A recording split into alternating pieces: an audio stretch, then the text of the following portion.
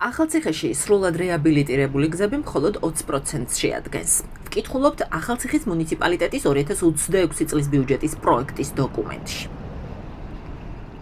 აქ 20%-ში არ შედის ქალაქ ახალციხეში ეგრეთ წოდებული 11-იანების ქუჩაზე მისასვლელი საავტომობილო გზა, რომელიც თვეებია დაზიანებულია.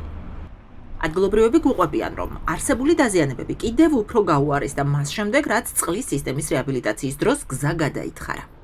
ახალციხის მერიაში ადასტურებენ, რომ საავტომობილო გზა გაერთიანებული წყალმომარაგების კომპანიამ წყლის სისტემის მოწყობის მიზნით გადათხარა. მათივე ინფორმაციით, მუნიციპალიტეტი გეგმავს რამდენიმე დღეში დაზიანებული ნაწილის შეკეთებას, თუმცა კონკრეტულად არც დროს და არც სავარაუდო ბიუჯეტს არ ასახელებენ.